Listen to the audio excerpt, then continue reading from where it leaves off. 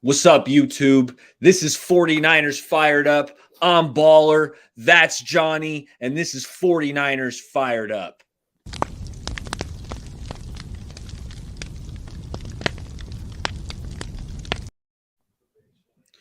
Johnny, 49ers lost a heartbreaker on Sunday to the Denver Broncos, 11-10. And I don't even want to waste no time. I want to get right into it. All right. What were your main takeaways and who were your standout players, Johnny? Main takeaways is this offense is broken, unfortunately. The main takeaways are by far, as far as this defense is elite. They might be the best defense in football. The addition of Mooney Ward has completely changed how they play defense. I mean, they're able to really take away the outsides now. It's not just Mosley. It's, Mosley had a hell of a year last year, probably one of the best underrated corners in football. And coming into this year, it doesn't even matter who the nickel is because they're taking away so much. And the inside of the field's covered by 3 linebackers and a nickel or a safety and a funga coming down. So what Ward gives them is totally changed their defense. I mean, think about this. They haven't had a receiver. I think Tyler Lockett maybe got 100 yards on them, like in a little bit of garbage time. But, I mean, in these games, I mean, there hasn't been a receiver who's just beating them. It's not happening. And they just played Jerry Jeudy and Cortland Sutton, who is one of the better duos in the league. So I think right now, Emmanuel Mosley and Mooney Ward, obviously Bosa. What's up, B. Kim? Obviously Bosa's, he's wrecking people. Kevin Gibbons had a really good game. Definitely one of your guys. That's my guy. I love me some Kevin Gibbons. Snap count went up since Armstead was dinged up, and I liked what I saw from Kevin Gibbons. We know he had the sack, but it wasn't only the sack. The way he was holding up to these double teams was impressive because we know for a defensive tackle, he's on the smaller side. But I thought he was stout, holding up in the ground game, and definitely shout out Kevin Gibbons, one of the standouts. Keep going, Johnny. Yeah, no, Gibbons had a really good game. Kinlaw had a really good game, too, up the middle. I know people get on him because he doesn't give stats, but he's a defensive tackle. He's a nose tackle. They often don't. And he created pressure at times. He got Russell Wilson moving off his feet. He did a pretty damn good job on the run game. They're barring basically 2 drives, the 49ers defense is perfect. They're perfect. And one of the reasons they gave, I think they gave up 3 points because Kyle Shanahan made a mistake. He didn't read the scouting report. He wanted the ball back, didn't force Russell Wilson to a 3rd and very long, and they got a field goal because McManus has a boot. But maybe you should have trusted his defense. They don't give up those 3 points there, and maybe they win the game still. But we'll never know. One of the standouts we got to touch on, Johnny, Talanoa Hufanga. This guy, man, Johnny, he's playing lights out football. The way he's timing up these snaps, making these tackles for loss, it's like, yeah, Troy Polamalu is working with this kid, and it's showing because I think Hufanga's flying around, and he's also locking up in coverage. And that was the one spot where it's like I felt like he was going to hold up against the Russian game, but how was he going to be in coverage? And I liked what I saw from him. I think he's matching up with these tight ends well, even with a receiver coming across the middle, he'll pick him up. Hufanga is definitely a standout. Hufanga does a lot for this defense. Not only is he the 3rd linebacker in the nickel, which is really beneficial for stopping the run. The way they're using him is really impressive, and it's really nice that you don't have to use Jimmy Ward that way. But also when he's single high too, he is used as single high, and he does a really good job. He is by far the biggest surprise to me this season. I think he's the biggest surprise for all Niner fans because he is. We saw the Cardinals game last year, his first start, and he missed run fits. He got beat deep in pass pro. He didn't really feel like he had a good instinct for the game. And that was his one thing, was having really good instincts. Year 2, totally different. He's really on top of his film study. He looks like he's in great shape. He's not coming off the field. He plays special teams too. So I think the 49ers got a gem with Hufanga. There's nothing bad to say about him right now. The kid's playing really good football. And I know he said blame that loss on me for the Bears. I don't believe it. That wasn't on him. It was a mistake on a blown coverage where Justin Fields made a ridiculous play. But other than that, you could say he's been perfect. No doubt. And here's the thing, Johnny. Jimmy Ward has yet to take a snap this season. That's going to help him out tremendously. Having another, top 100 player in the NFL as his co-partner in the safety room. So, hey, we got something It's to look forward. amazing how they haven't taken a step back at safety with Jimmy Ward out. I mean, Gibson's done a hell of a job in coverage, and even in the run fits too. He's a good tackler. I was kind of shocked he still had this game left in him he's 32, 33 years old. He's got a lot of game, man. That was a really savvy pickup by Lynch and co. Really good job. He's filled in really well. It's kind of a bummer that he's like not going to play much anymore. I mean, who knows? Hopefully, let's be honest. The 49ers need another leader on this team to be on the field again. So hopefully they get Jimmy Ward back sooner rather than later. But Gibson's, damn, he's playing good football right now. No doubt. What's up, Jay in the Bay? Thanks for stopping by. We had a killer show. I got a Monday show with Jay in the Bay, Kelts, and Mean the Dream. And nice. we had a blast last night. Sup, Jay? And then Slow TV Texas says, Hufanga got that dog in him. I agree. I agree with that. He's got that pit bull in him. Yeah. He's got that feisty pit bull in him. I mean, if we want to be positive, I feel like the positivity surrounds the defensive side of the ball, Johnny. Another guy I thought was flying around making plays, Dre Greenlaw. Azeez Al-Shaair is going to miss some time. He got nicked up, but I thought Greenlaw was flying around making plays, and he wasn't. At least I don't recall him getting flagged, having any stupid flags called against him, because that's kind of Greenlaw's Achilles heel, where he has these mental lapses and he hits a quarterback too late, or he's grabbing a face mask. He's doing stuff like that. So Greenlaw, I want to acknowledge Greenlaw because I thought he also played well. Yeah, Greenlaw bounced back after the week one. He had a disaster game week one. There's no way around it. Last 2 weeks, though, he's looked like the Dre Greenlaw who earned the contract extension. So good for him. I mean, listen, bad games happen to every player in the league. Especially on defense. Sometimes you get victimized. It happens.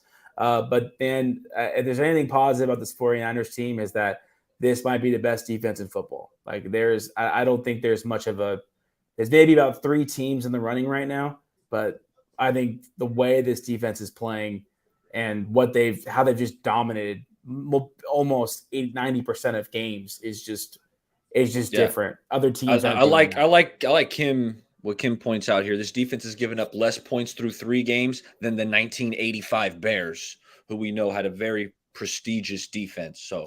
Yeah, but let's keep in mind we played Justin Fields and Geno Smith, and Russell Wilson ain't Russell Wilson anymore. So let's pump the brakes. Yeah. They're going to give up some points as the year goes on when you got guys like Brady, Mahomes, and Herbert on the schedule. So that 85 Bears mark is not going to ever be touched because the league is so pass happy now. I mean, no one's ever going to give up that little points in the season. It's not going to be done. They throw the ball too much. It's not a running league anymore. But it's been very impressive. That there's no other way around it. At a certain point, it doesn't really matter who's playing quarterback. They're just physically dominating people up front, in the secondary, over the middle. It doesn't matter where. 85 Bears only played against one elite quarterback, Dan Marino.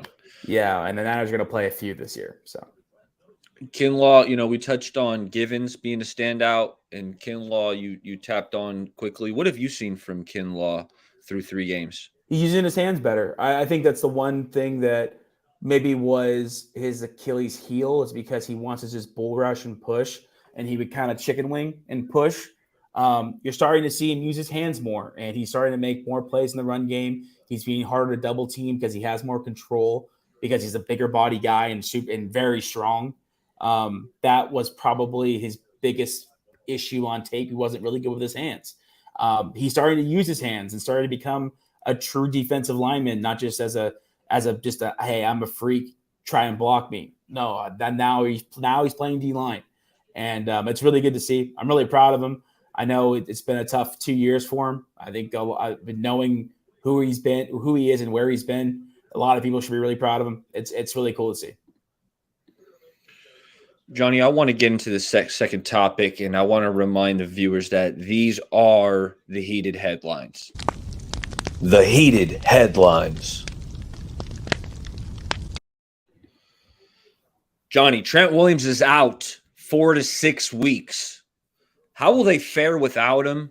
And I want to ask you, as a whole, how do you think this offensive line has performed through 3 weeks? So this is guys, this is where it's going to get tough. So let's all take this with a grain of salt, but let's kind of be honest here. The 49ers lost one of the top 5 players in the National Football League on Sunday. That's a fact. It's an unquestionable fact.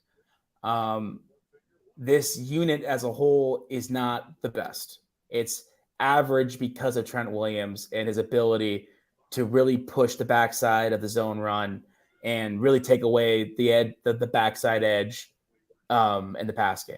I mean, that's something that's a skill that very few people can do. There's some guys who are really good pass blockers, like you see Rashawn Slater. He's pretty good in the run game, but he's really a pass pro guy. Tristan Wirfs, he's pretty damn good at both, but he's not as good in the run game as the pass game.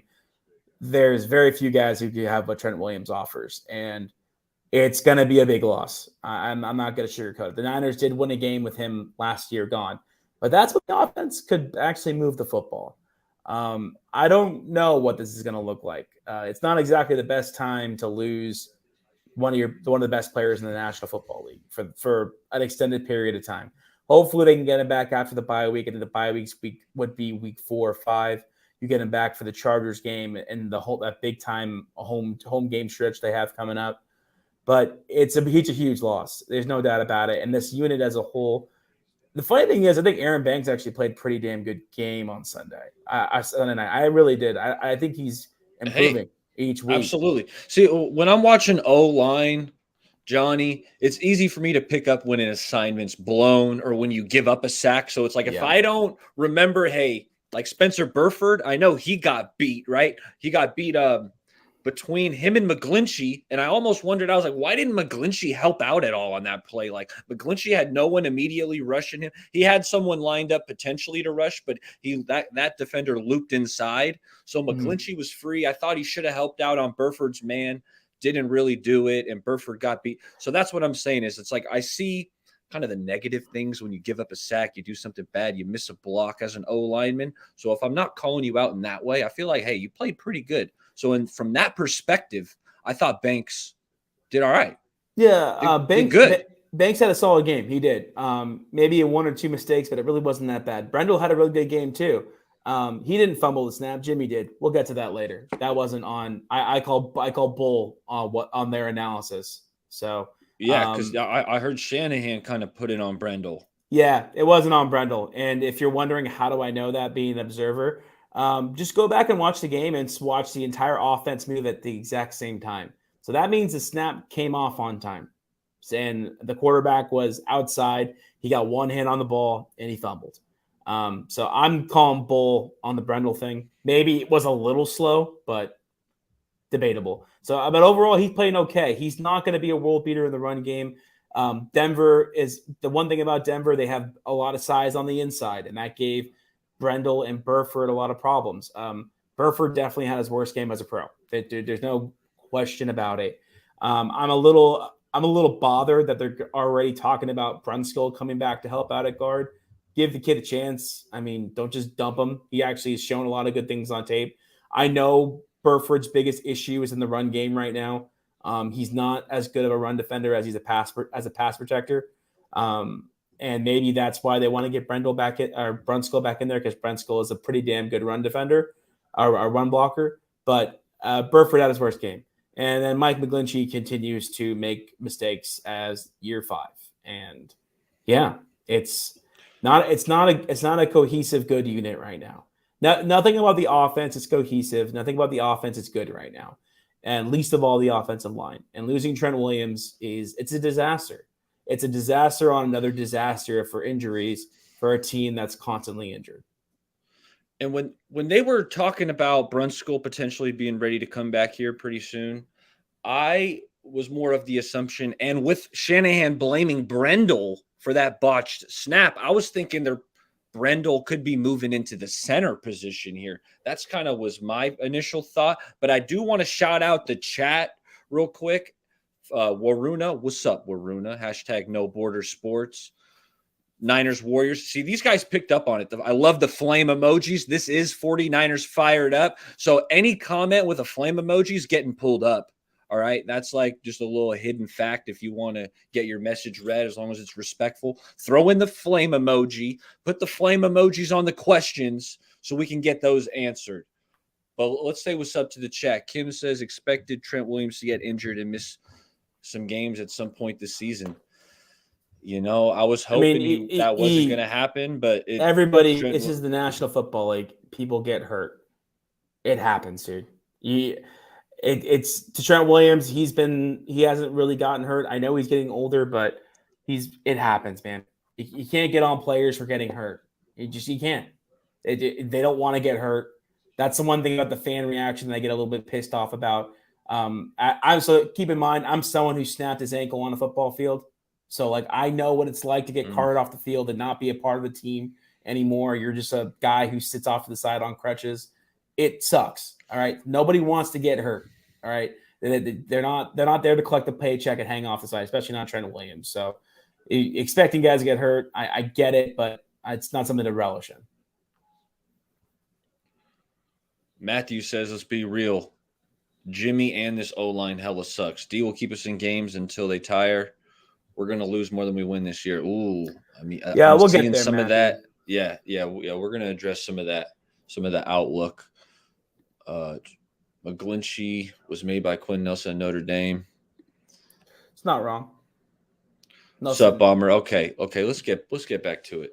Why don't we move on to our next topic? Well, we got the burning questions coming up here, Johnny. Burning questions. Do the 49ers have a locker room problem? Oh, yeah, they do. I'm calling it. I'm saying they do. So this is something I just noticed. And I think a lot of people closer to the situation are starting to maybe point this out. And let me explain where I got this idea from. So Grant Cohn, one of the reporters for the 49ers, he was very fired up. And as was a lot of fans on Monday after Trey Lance got hurt because of what was said to Mike Silver. And to be honest, it was in very poor taste. Not to mention the Kyle Juszczyk, it felt like Niner football with Jimmy back. And I said, okay, fine. And then in the post game as well, Jimmy Garoppolo talked about how, it felt like 2017, just let it fly. And then the let Jimmy cook thing, which was hilarious on Twitter. Whoever came up with that, thank you for the ammo. But I felt, and this is something that's been bubbling under the surface with this team, is do the 49ers trust Kyle Shanahan anymore? I feel like the team has resisted the change of Trey Lance because they felt like the move they made is a future move, not in current move. It's not getting Matthew Stafford to help you today. It's getting a guy who can help Kyle Shanahan in year 10 of his coaching career. Regardless of the pick, I'm just talking about the decision for what they did. I'm not talking about Trey Lance's evaluation, none of that. They made a move for the future for a team that was ready to win now. And I think over the last year or so, particularly this offseason, it's really rubbed a lot of the veterans the wrong way. And to be fair, it would rub me the wrong way if I had been on this team for 5 years. And we're going to possibly take a step back to go a step forward when I'm closer to 30 than I was a couple years ago. Had you had made that move when I was 24, then you know what? Game on. We're going to all learn and grow together, right? But you didn't do that. It's from a player's perspective, I can see it being a disrespectful move. And I understand where they could be coming from. So I don't get too on the players for that because it's a little head scratching when you think about what they did and how they've signed people out in this roster. But the bigger thing is the comments made by the players and then following up with that performance. Not to even to mention how Jimmy Garoppolo, your play sucked. To be fair, we don't know what Jimmy said. I want to kind of give the guy a little bit of a break. I know I like to hammer his tape. I don't really care about the other stuff. That doesn't sound like, not that I know Jimmy personally, but that doesn't sound like something that he would say. I actually do think it's something. I do kind of think it's something Jimmy would say. See, I think to Kyle Shanahan. Yeah, I don't think Jimmy cares anymore. But that's another factor to this. I think it's very easy for Jimmy Garoppolo to keep his mouth shut when he was the franchise guy. When no one's coming for your job, you're very secure. But I think like in the pressers, like when Jimmy first came here, he swore a lot. He talked the little s a little bit. Not so Oh much no, like I can't see it, Johnny. I can't see it. If I'm the head coach and my quarterback is not, this ain't Patrick Mahomes, Justin Herbert talking to you like that, where you do have to eat it. And this is Jimmy Garoppolo, who they just tried to replace. Now he gets his shot. Now he's earning bonuses. My quarterback's talking to me like that. Hey, your plays suck. Yeah. Sit on the bench. Sit on the bench. You got seven. There's players open. You can't bench him. You can't bench him. I don't care. I'm putting in Purdy. If my quarterback's talking to me that disrespectfully and he's got 7 points and there are receivers running open, Debo's wide open down the field. If Kyle benches Jimmy, he's going to lose the locker room. It's over. It's over. He benches Jimmy, it's over. Because all these veterans, they're all signed out past this year, except for Nick Bosa. They're all signed out, and Jimmy Ward. They're all going to be here. Is Kyle going to be here? That's the thing. There's tension under the surface of this team where I think their players are pissed at them. And it's starting to seep through a little bit because a lot of these leagues are probably pissed off players. And listen, I don't think it's got anything to do. And I think this is where the misconstrue of the Trey Lance in particular came through. I don't think the players are pissed at Trey Lance. They're pissed at the organization. And that's the thing that they want to point out and say, the organization may have kind of screwed us here. They didn't give us the best chance to win a Super Bowl. They didn't go get Matthew Stafford. If they were going to make the change, fine. Go get a veteran quarterback who can play. I understand if that's where they're coming from, I understand it. Because from what it sounds like, and like the real players talking about it, they do like Trey Lance. Like that's not the issue. But they're just like, he's just not there yet. And I understand that. I even admit that. I was one of the guys saying, everyone that's saying he's going to suck, calm down. Everyone who's saying he's going to be MVP, calm down. He's going to be somewhere in the middle figuring it out. And this team can win games without him. But as we've seen, this team can't win games without him. And because part of the reason is I think there's some animosity under the surface of this team. Last year, I felt like the leadership on this team kept this team together through the shenanigans of the 3-5 start. I have a lot more questions about this team holding it together this year than I do about teams past. Everyone right now like the video.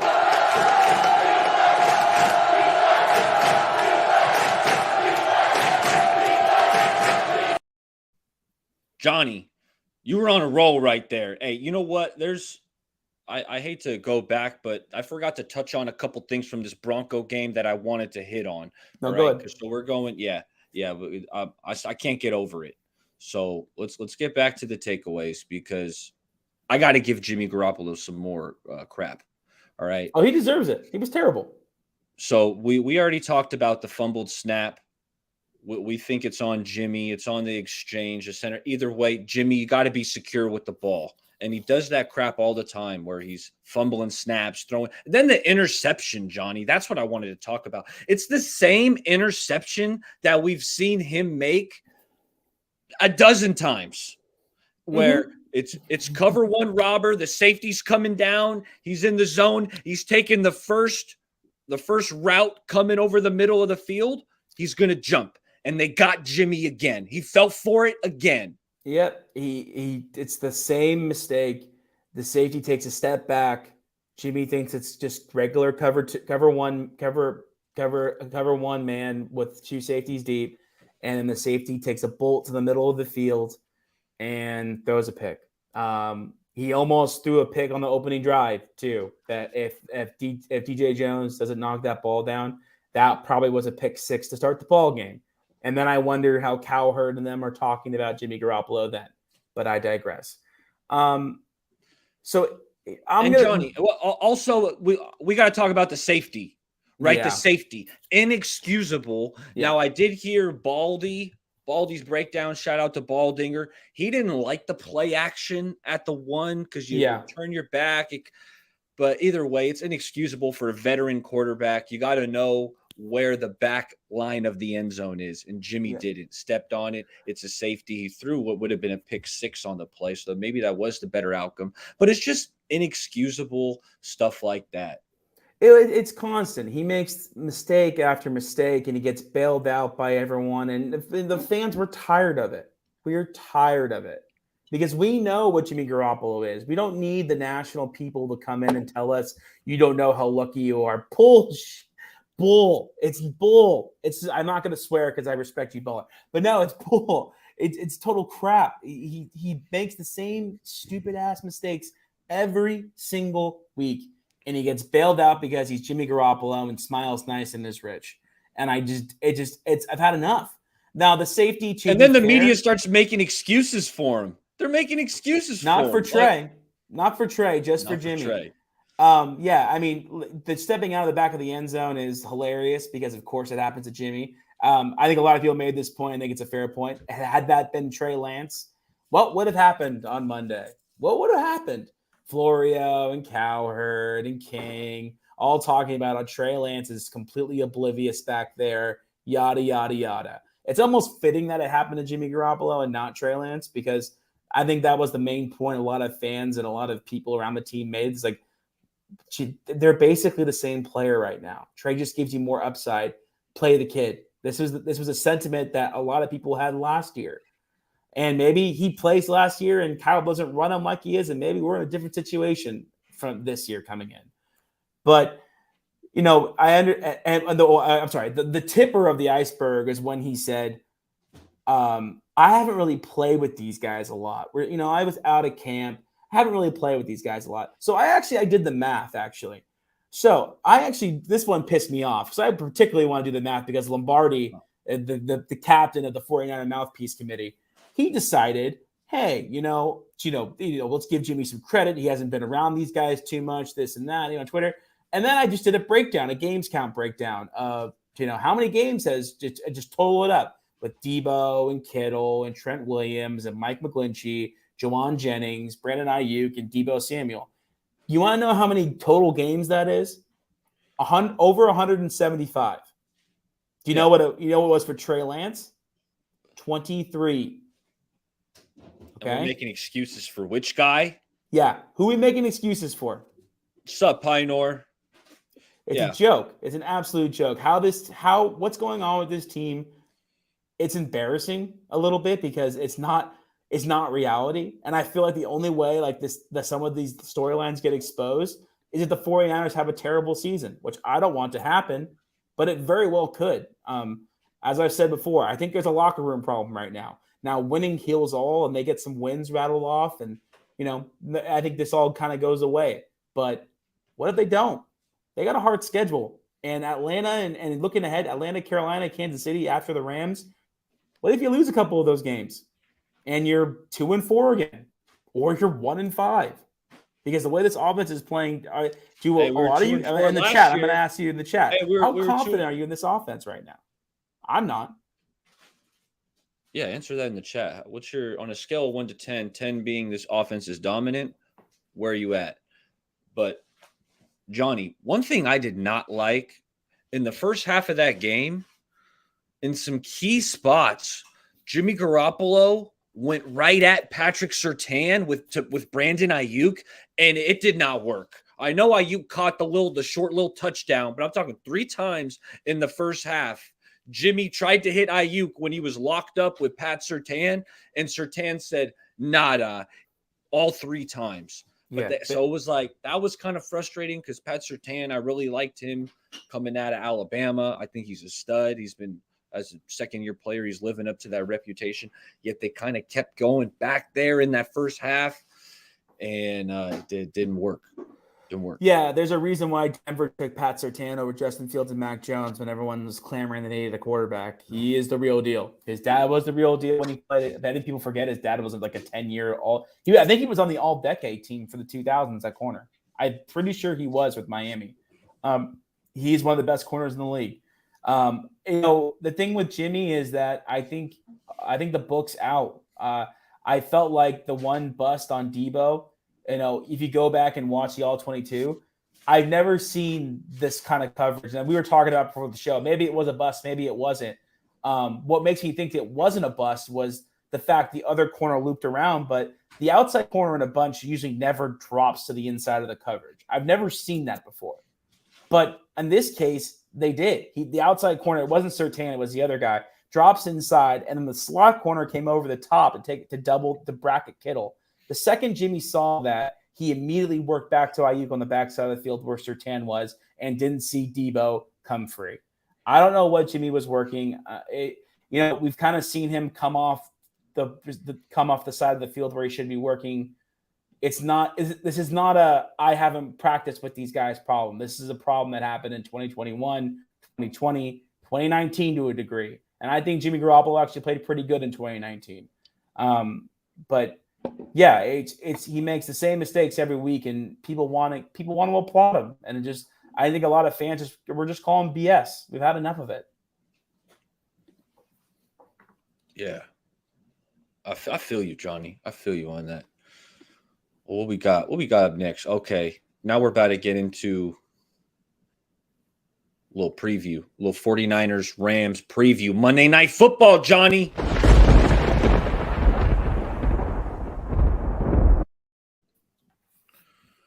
Monday Night Football. 49ers are at home. Rams are 2-1. Niners 1-2. I want to ask you, how do you feel about the Niners' prospects of winning this game? Yeah, let me know right there. We'll start right there. I think right now the Niners, the Rams are not world beaters right now, guys. This is not the team that won the Super Bowl last year. They're struggling running the football. Their offensive line is not playing great, kind of like the 49ers offensive line. And to be fair, I think this was an issue that the Niners took up so much of the national media's space this year that no one talked about how the Rams offensive line got tremendously worse going into this season. They lost their starting right guard. They're all world left tackle. Whitworth, even last year, was still really good. Like, even at 38 years old, he was still a really good left tackle. Yeah. And so, they're offensively, they're not really clicking yet. They kind of beat up on the Falcons, but almost gave that up. McVay has owned Kingsbury and continue to do so. They got Kingsbury figured out. So offensively, they're going to be in trouble, I think, a little bit. The Rams will be. The Niners defense is rolling, and they're going to, I think, continue to roll. They're going to stop the run early and downs, put Stafford in long situations. He's going to hold on the ball and take a lot of sacks. The way Mooney Ward's playing mostly right now is great. The big thing is, can the 49ers stop Cooper Kupp? We saw in the first game at Levi's last year, I think Cooper Kupp had some garbage time fantasy points, but for the most part, for most of the game, he had 2 catches. Niners shut him down. The second matchup, he got going a little bit, but closer game. And then obviously the NFC Championship game, he was maybe the best player on the field. So, that's going to be the big question to me. If they slow down Cooper Kupp, yeah, they can win this game. But the bigger problem is on defense. They're starting to figure it out on their defense. They still got a really good defense. They're not as good as they were last year. The Rams defense, yeah. The Rams defense isn't as good as it was last year. I think they had a better defense, and they had more elite. They were more elite off the edge with Von Miller, no question about that. They don't have him this year, and Hollins he's okay. Leonard Floyd's still good, but I mean, for the most part, they're okay. They're going to shut down but I do think they're going to shut down the 49er run game, and that's sort of the issue with this team right now, is that the run game has been not consistent. Isn't even the word. It's been borderline a debacle. Mason got 1 carry. I thought he looked good. It was a toss. He was decisive. He got upfield, 7 yards. Yeah, and then we never saw him again. Yeah, the Niners need to use him. Apparently, there was a thing. I heard that they were going to activate Tevin Coleman for the game. Apparently, I don't know if you guys heard about that. But someone said they were going to activate Tevin Coleman. The only reason why they didn't was because he has the sickle cell trait, so he can't play in Denver. So so here's another thing. I don't understand why they kept Jordan Mason to do this to him, because you don't really see him on special teams too much. So what's going on here? It doesn't really make a ton of sense to me. But yeah, I think they need to figure out how to get the running game going. This Debo thing is not working anymore. Get away from it. It's not working. Stop running Debo in between the tackles and get his ankle snapped too. All right, just knock it off. Get Debo outside, get him the football, get him at the ball in space in the outside, underneath coverage, and let him go to work. Jalen Ramsey's going to match up on Brandon Ayuk. I don't think he's going to be on Debo. Maybe he'll line up on Kittle on third down. But I think what you're going to see from their defense, they're going to put Ramsey on Ayuk. They're going to put Kittle. They're going to bracket Kittle with Wagner and one of the safeties, like the Broncos did, and make life really hard. Kittle's going to be blocking a lot, Johnny. I think Kittle's going to be in line, chipping. He's going to get the delayed, like the short route where you chip and it's a delayed, delayed flat or a delayed seam or whatever it is. But the delayed check down. He's going to have to help out. Yeah, that's what I'm expecting. No, hey, happy birthday, David Villa. Happy birthday. Buddy. Yeah. No, I think that's fair. I'd like to see Charlie Warner play in this game, though. I think while Kittle was out, I felt like Charlie Warner was by far the best blocking tight end the 49ers had. He actually moved people in the run game. I'd like to see him get some more run and use some 2 tight end sets to kind of get the Rams off balance and push on the outside, get a better edge with Trent Williams being down, and especially with Colton McKivitz. I know people will say, well, they won a game with Colton McKivitz last year. Go watch the All-22, guys. It was not pretty. He was, to his credit, it was Von. He was switching between Von Miller and Leonard Floyd going against him on the outside, and that's not an easy matchup for any tackle. But he was literally hanging on by the skin of his teeth in that one. So it's gonna be a challenge for them for sure. So Kyle has to get the running game going. If the 49ers do not run the football, they will not win the game. That is a fact. And really, the run game has been pretty terrible outside of that really nice Jeff Wilson run he had in the Denver game and the Debo just being better than everyone else against Seattle. Other than that, the running game, and then, obviously Elijah Mitchell looked really good, but he hasn't. He's done for another 6 weeks. So, other than that, it's been pretty bad. And if they don't run the football, they're not going to win, because now you're in a situation where teams are going to force Jimmy Garoppolo to beat him with his arm. And I think we all know where that goes. So we do. There's only so many screens that you can draw up with Jimmy G. And even those, they weren't hitting on those. He airmailed a couple bubble screens to the wide receivers. I know one time a linebacker kind of got in the passing lane, but those are the plays that used to gain us. We used to pop a bubble screen for, a potentially a 40-yard touchdown. You've seen it before, but they're not working right now. Teams are on to it. And Johnny, what I'm sick of, and I don't know why does Jimmy have so many balls tipped at the line? It's like an inordinate amount of balls that get tipped. It happened multiple times on Sunday. It's just it's because he throws flat-footed. He throws flat-footed. That's the reason why. Think about it, right? The one thing there's a reason why they tell you not to throw flat-footed like that is because you're not getting your arm up higher, right? Because he's a 6'2". He's just flipping it. He's doing a flat-footed flip. Yeah, and when you do that, the ball comes out more down than up. When the ball comes out up, it floats because you have no power behind the throw. So the angle of where he lets go of the ball is lower than it would be for other quarterbacks, even for Trey Lance. Trey Lance at least gets the ball out in front of him. At least he does do that. He's not hit. I like Trey Lance. I do. I think he's going to be a good player if they can figure this whole thing out. But, at the very least, Trey Lance at least gets a ball out above his head and doesn't get as many passes tipped as Garoppolo. But, yeah, it's going to be – I think it's going to be another low-scoring dogfight. I don't have a ton of confidence. And Jay in the Bay, the reason why they're not using Danny Gray is because how can they? Jimmy Garoppolo. How can they? How can you? The whole point of Danny Gray was to put him on the field next to Debo, Ayuk, and Kittle and have him run off the coverage, because if they didn't cover Danny Gray in the slot fade or the deep post or the skinny post or the double post corner, those little double move things, Jimmy's not going to throw the ball there unless it's designed. I think that's a borderline fact. And another thing from the Denver game that I think is interesting too is how Denver played Jimmy was that they didn't give a crap if they ran by you. They didn't give on third down. They didn't give a crap. All right. Not one corner. You go watch the All-22 from the field view, where you can see the coverage. Look at the cornerbacks' heads. No one's turned around running. They were all sitting and with their eyes directly on Garoppolo, waiting for him to come off the coverage and go back to where there's going to be too many people. They dictated majority of the throws on third down and why they struggled so much on third down. They didn't respect anything over the top.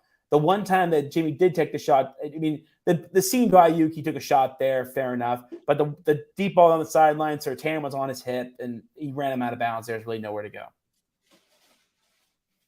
Yeah. Surtain was locking down Ayuk, and I hated to see it.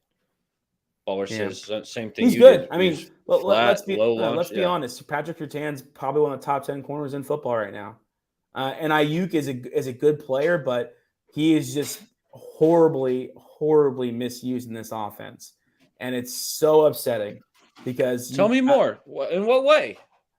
I mean, they're using him as a receiver. It's hard to misuse someone if you don't get him the ball. Flat out. I mean, the one thing about Ayuk is that they're not using him the way that I think that he trained to be used, which is on the outside. The whole point of him working out with Trey Lance was getting rapport, throwing balls to the sideline. Using the outside the numbers where Ayuk can get those long arms and extend and make good catches. We know when Trey did play, you saw that from Ayuk. You saw them extend for those plays, and you saw some stuff over the middle too. And I'm not saying Ayuk can't go over the middle, but he's not built to be a George Kittle. That's not his game. But he has to play this game because of what Jimmy Garoppolo can't do. And it's same for Deebo Samuel. Deebo has turned into a running back down the field because no one's respecting Jimmy to throw outside. I mean, literally, they literally sat inside on every single route waiting for Jimmy to. I mean, that's a reason why Juszczyk, they left Bradley Chubb on him. Was like, okay, he's not going to throw this deep ball down the sideline. And he threw it, and Juszczyk made a hell of a play and caught it. And then all of a sudden, there was not one single outside route challenge. But the other part of it, too, is that Kyle that's just what he calls. Everything is in breaking. The ball's not going outside the numbers. It's going in breaking. Matt Ryan was able to do it because Kyle trusted Julio Jones to do whatever he wanted. But in reality, it's a play calling issue with the Niners because everything's always in breaking. That's where the ball's supposed to go. Let me tell you something. The chat has answers on what to do with Danny Gray. Even though, we know Jimmy doesn't throw deep, they're saying get him the ball on the end arounds. Emiliano said the same thing. Danny Gray, use him on some jet sweeps. I agree. Bubble screens. I mean, they're options. But here's the other thing. In the Niners offense, who are you taking off the field to run the jet sweeps and deep? You know what I mean? The Niners are in two receiver sets more often than they're not. So who you taking off the field? Taking Deebo off the field? Taking Ayuk off the field? You're putting Deebo. You're putting Deebo at running back because that solves it. That'll draw attention. I think on a bubble screen or something like you probably want Jawan Jennings out there because he's a really good blocker. Although Jawan Jennings, you thought I was going to let you off the hook, Jawan. He had a huge drop. Yeah. He had a huge drop in that game on the wheel route, and that was the drive the 49ers had to settle for a field goal. The ball got there late. Oh, no.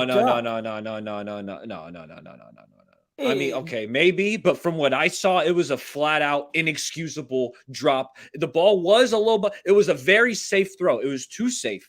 Jimmy did the same thing on the wheel to Deebo, where it's like he's just trying to make sure he doesn't miss. He doesn't want to airmail it like he's done previous, so he underthrows it a little bit, kind of slows up the guy, but the receiver should still catch it, but maybe it's not quite the big chunk gainer that it could have been with a perfectly thrown in-stride pass. But no, Jawan Jennings has to catch that ball. No, I'm not saying he's not, but this is the issue with Jimmy is that when he pushes the ball down the field with a flat-footed throw, it gives the defender time to recover. He doesn't throw the dart that gets the ball to Jennings because the ball's a little late. Jennings gets hit, and he doesn't think anyone's there. But the defender's able to recover, and that causes the drop. It's multiple things that are causing the 49ers to be out of sync right now. It's not just one drop by Jawan Jennings. It's a microcosm of multiple things. Should he have caught the ball? 100%. Him in the hands, come down with it. Oh, Emilio, that was a good point you brought up, by the way. It's something I noticed in the game as well. But the problem is that Jimmy didn't see him. I mean, listen, I'm not saying that you can't go over the middle, but he's much better when he's working on the outside against receivers instead of working on a bracket coverage between a safety, a linebacker, and a corner. When he's outside on the numbers, I think is where he's better off, and he can't be used that way in this offense right now. It just can't be done.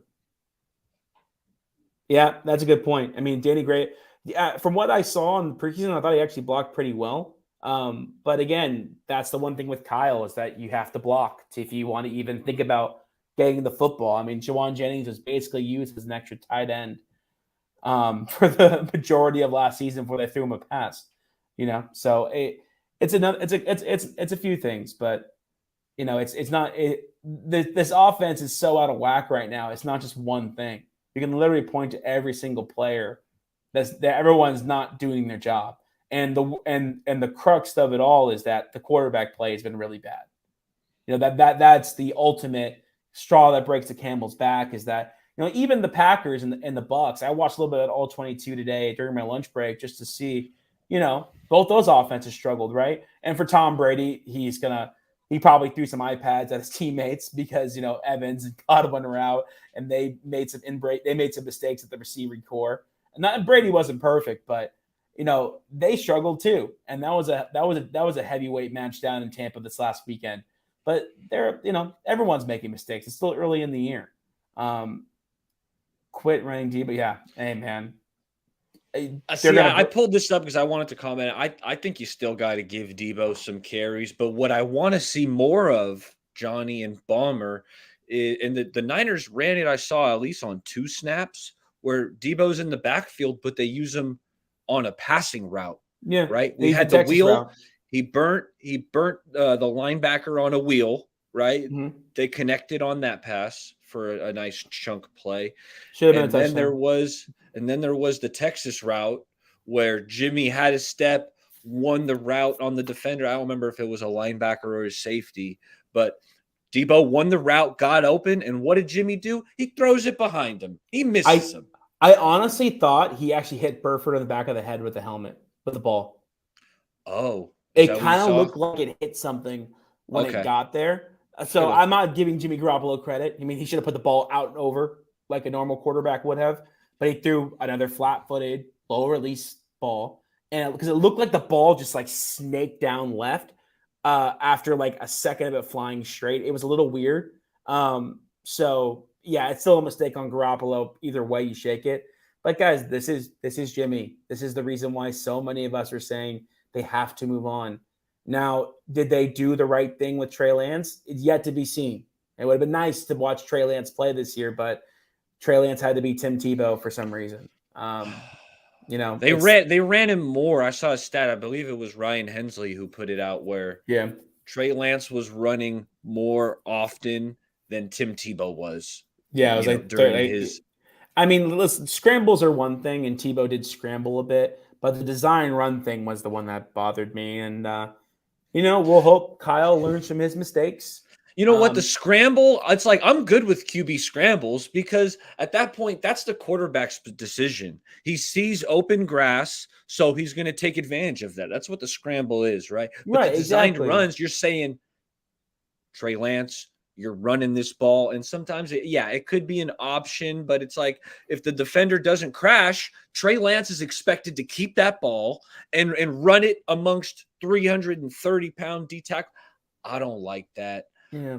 The thing with like when watching the Bears tape back and then even the minor cosm of Seattle, he didn't really scramble in the Seattle game because he didn't really have the chance because they run the ball down their throat. But when he did run, he didn't just run because he ran. There was he didn't just run because he didn't see it. He saw that everything was covered and then tried to extend the play and run. That's the one thing about Trey Lance. I think that was heavily not talked about from this first game that we talked about when we did Fired Up after the game. His eyes are in the right spot. He really was seeing the defense. The game wasn't moving too fast for him. He was getting through progressions. And that was the one really positive thing I noticed from Trey Lance is that, and this is the one thing I think that Steve Young, that I said all this on Twitter, when Steve Young talks about quarterbacks, everyone just shut the hell up and listen to Steve Young because he knows more than all of us. But he said that Trey's an elite processor. And you see that in the tape. If you don't know what to look for if you're watching all 22, watch the helmet stripe, right? You'll watch the helmet stripe go boom, go right, middle, left, or left, middle, right, or middle, right, left. And you always saw Trey's head bouncing that way because he's going through a progression. He's going through a read. And it was nice to see. Jimmy, on the other hand, will stare guys down, which we saw with the Kittle throw. That was almost picked. Will come off reads too early because he just does it, and he's done it a lot. Or will work backsides into double coverage, which is a mistake he's made quite a few times. I remember particularly last year with the Vikings game where George Kittle was screaming on an out route on a play action fake where there was nobody there and he would have had a touchdown. He worked back to Debo into triple coverage on the backside of the play that shouldn't have been worked at all, and he almost threw a pick. He would later go on to throw a pick on the drive to Eric Kendrick. But, it's the same stuff. There's nothing new. He is the most mediocre, overrated quarterback in the history of the National Football League. And the only reason why that is because this team has been so good and carried him. And at this point, if you're going to argue with me, please argue. Tell me something that I'm wrong about. That's the other thing too. Am I in this assessment? Is anyone wrong about Garoppolo? And the answer is no. Everyone knows this, but is fighting it because they're a diehard Niner fan, and I understand that. Okay, I do.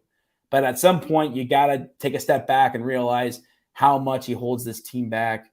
And it's just a shame that we get to see him for another 14 weeks this year. I was that whole time, after you said the overrated part about I was trying to think of another really overrated quarterback, and I honestly couldn't think of a more overrated quarterback than Jimmy Garoppolo. So I guess that was spot on. I'll let you know if one comes to mind, but I'm absent right now. I mean, a lot of guys people say Dak's overrated. Dak is really good. He's had some pretty unfortunate injury luck. Dak's really good. I know he had a rough playoff game, but the Niners made a lot of good quarterbacks look bad in the playoffs. It wasn't just Dak Prescott. I think in my own mind, Baker Mayfield's overrated because I actually thought he was going to be good, and I just hadn't given up on him. I was like, you know what? He's going to go to the Panthers. I thought he was going to be. Nah, Baker's not playing. To be honest, I think the Panthers are a dumpster fire waiting to happen just because of rule and just the uncertainty with the ownership group. I think that's just a bad situation. Maybe because Baker does have a hell of an arm. He does have really good arm talent. So I'm saying that's why I loved him coming out of Oklahoma. I mean, he's just a gunslinger. He's got a cannon on that right arm, but he gets rattled by any kind of pressure. He's skittish, is what it is. It's like any bodies around him. Whatever's going on it throws around him off. Is more important. Yes, any type of bodies, like an offensive lineman gets pushed back a couple steps, it just totally throws him off. And so I think there's some of that going on with Baker. Hey, any questions with a flame emoji, we're going to answer. All right, but we'll get Roberts first. Chris Chandler. That's a really good one, Brian. That's a really good one. That's deep. That's deep. That's quarterback deep diving there. He's Jimmy Garoppolo before Jimmy Garoppolo. Didn't he take the Falcons to the Super Bowl? And they got the brakes beat off them by Mike Shanahan and John Elway. And that was when young Kyle Shanahan was like, I want that guy to take me to a Super Bowl and give up a 10-point lead. That's the guy I want. And I'm going to find him 20 years later. And sure enough, Jimmy Garoppolo. What about Vinny Testaverde? Can I give that? I know he had a long career. He's overrated. See, the thing with Joe Flacco and Eli Manning, Flacco, when the playoffs took his game to another level. He was actually that playoff run he had where they won the Super Bowl. He threw, I think he broke Joe Montana's record for best touchdown to INT ratio in a playoff run. And Eli Manning obviously got a little lucky, but he came up clutch against maybe one of the best teams in the history of the NFL in the last 20 years. And then the following time against the Patriots were really good that year. I don't think Romo was that overrated. I actually really liked Tony Romo's game. I know. I like Tony Romo too. Yeah. Even though he's a Cowboy and I hate the Cowboys, I always kind of thought Tony Romo was pretty good when he was healthy. Kind of felt like he was hurt quite often. Yeah. But I kind of liked Romo.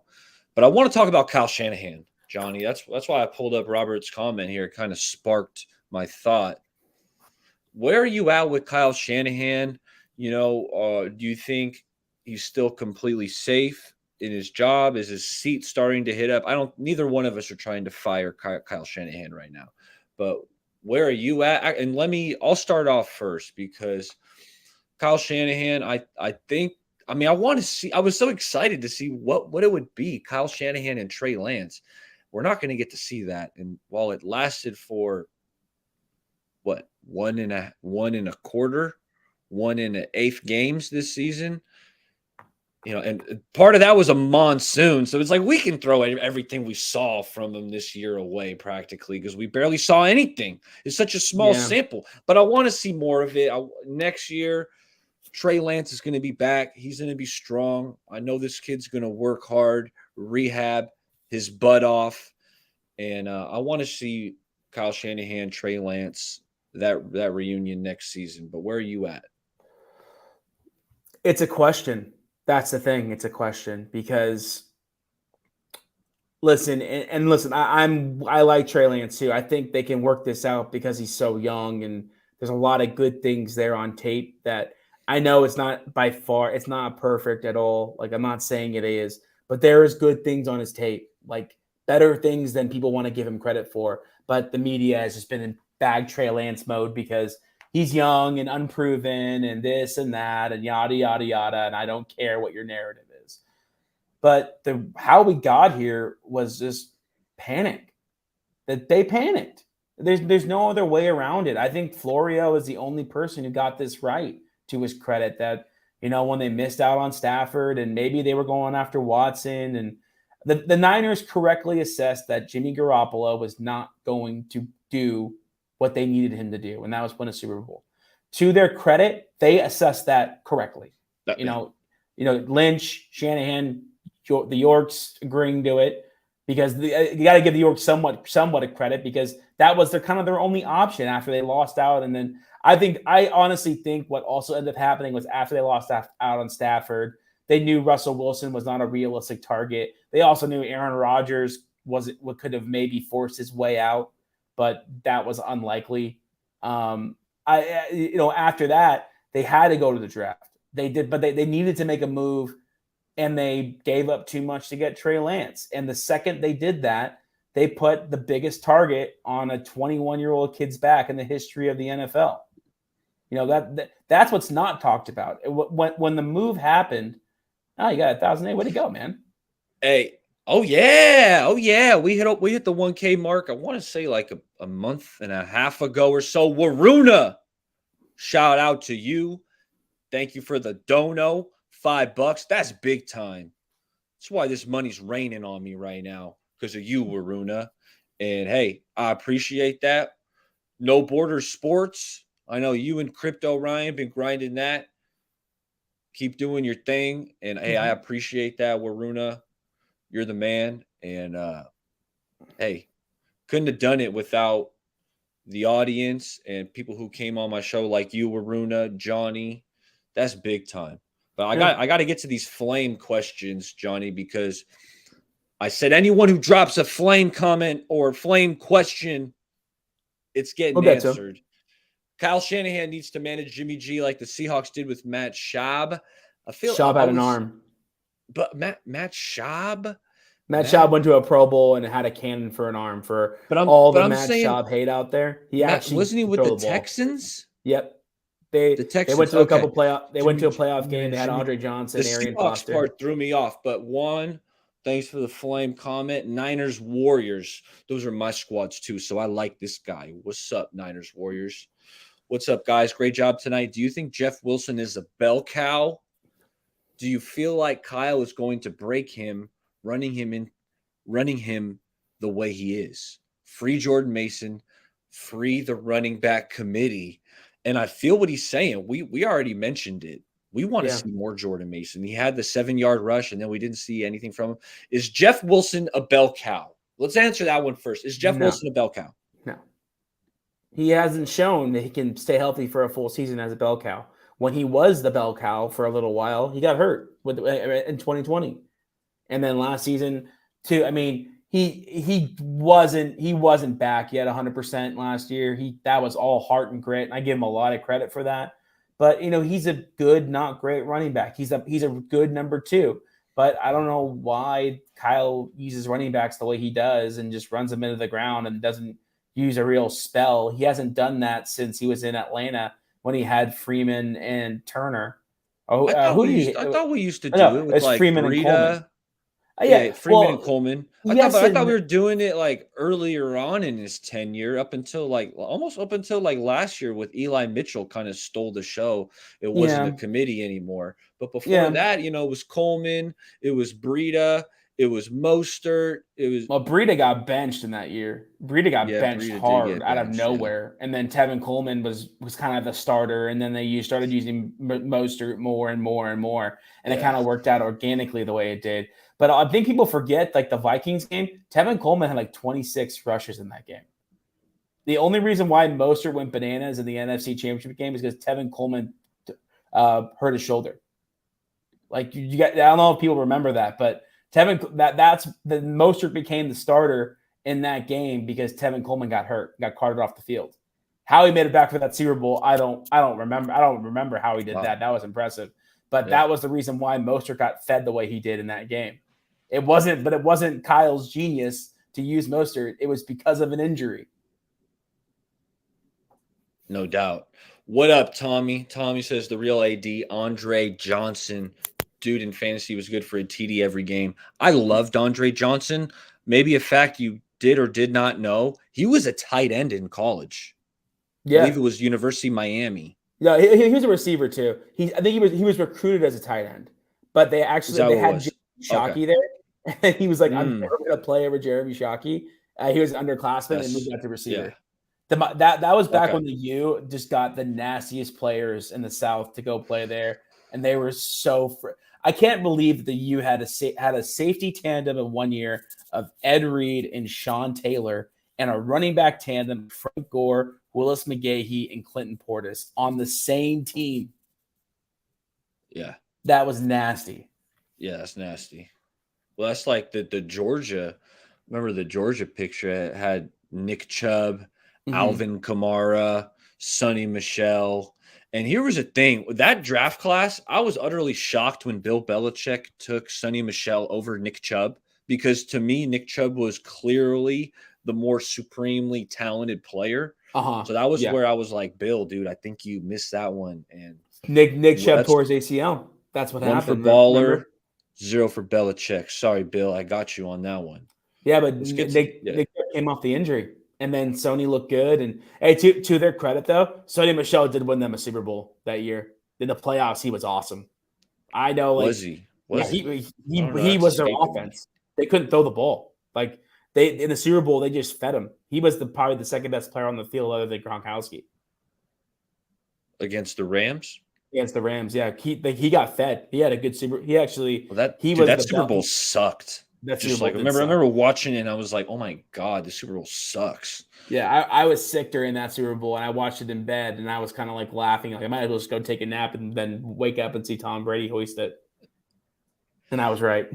So we got some overrated quarterbacks. Let's see if any of these guys are more overrated than Jimmy G. David Carr. Everyone knew David Carr. If anything, David Carr is underrated. Carson Palmer. I liked Carson Palmer. I wouldn't say he's overrated. Carson Palmer got his knee blown up at a time where ACLs were career enders. And the fact he came back and actually put together a pretty good career for himself, considering the Bengals didn't spend any money to help him, I don't know about overrated. I think he's perfectly rated where he's at. Do you think Mitch Wisnowski will make the Pro Bowl? And we didn't touch on those punters were phenomenal in that Niners-Broncos game. But do you think Mitch will make the Pro Bowl? If Mitch makes the Pro Bowl, we win 6 games. So let's say no. If you got a punter punting that much, doing that good, that usually means you're not scoring points. So that's how it worked out on Sunday. So that seems like a fair opinion to me. I'm gonna say no, Bryant. I'm gonna say no because I think they only like 1 or 2 punters. One from each conference. Not many. It's just one, yeah. So I'm gonna say no, but I did thought he was striking the ball well. I mean, there was a touchback, and ideally as a punter, you don't want a bunch of touchbacks.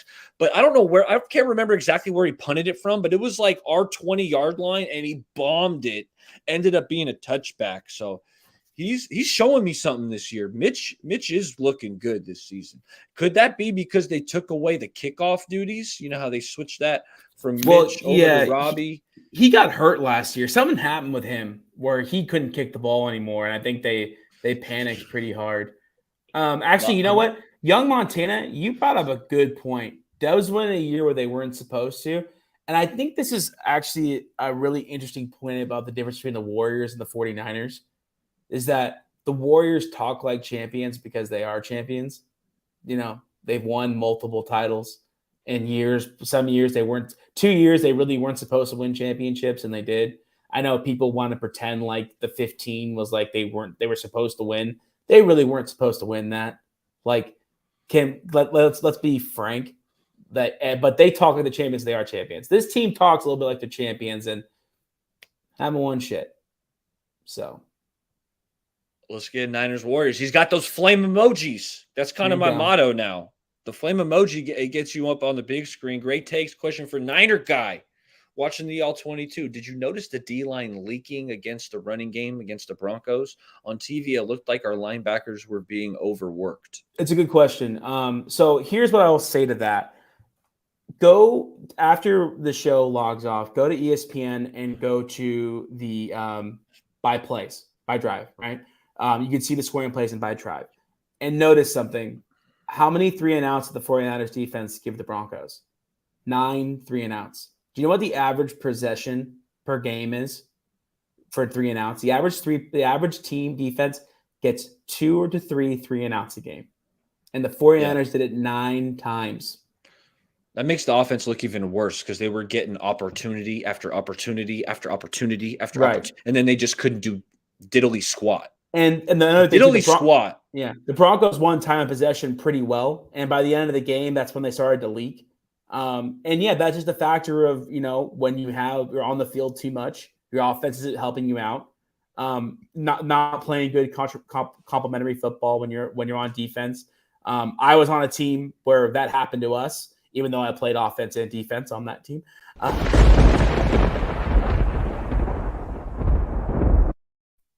Johnny, the thunderstorm just came in and said, we got to do our Niners-Rams predictions.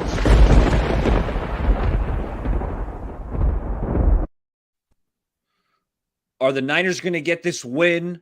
What's your way too early score prediction? This is fluid.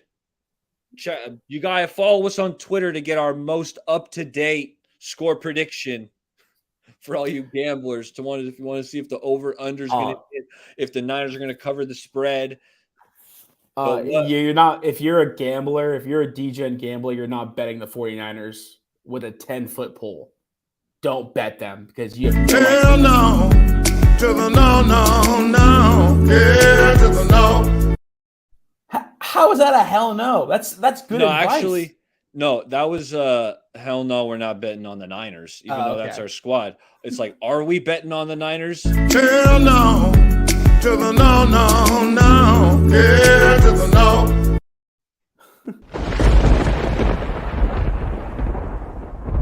Hell no to the no, yeah, to the no.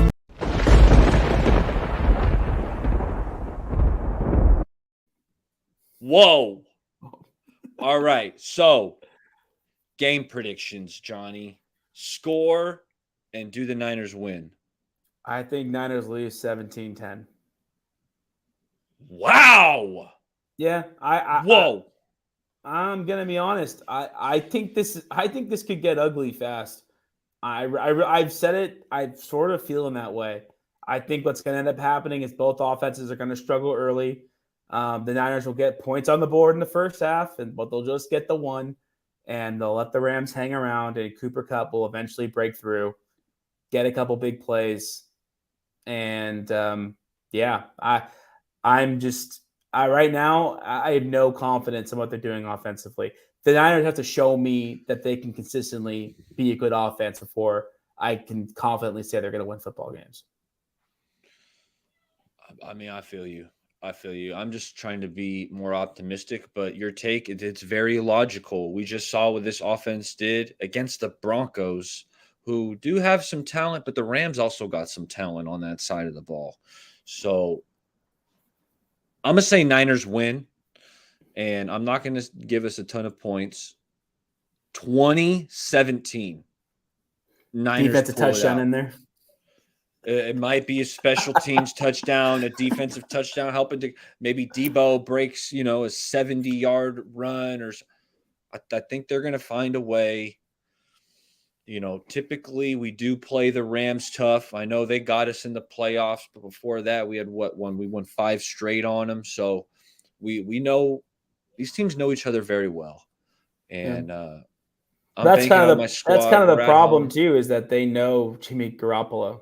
I mean, they were the team that literally cemented Jimmy Garoppolo supposed to be leaving the 49ers last year, and they completely shut him down in the fourth quarter.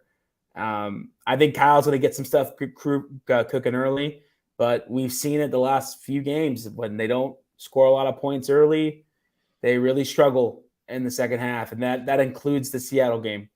Regardless of what anyone wants to say, Jimmy was 5 of 11 in the second half of the Seattle game for 50 yards. And most of those yards were Deebo Samuel just being Deebo Samuel. So, it's not looking good, folks. And I would call it like I see it. But I'm still going to wear the hat because I am a fan still. I'm trying to be optimistic. I think there's still a chance we can turn this thing around. I'm looking at last year. We started 2-4. So we're not even in that bad of shape as compared to last year, where we were able to make an NFC title run, although Trent Williams was on the field.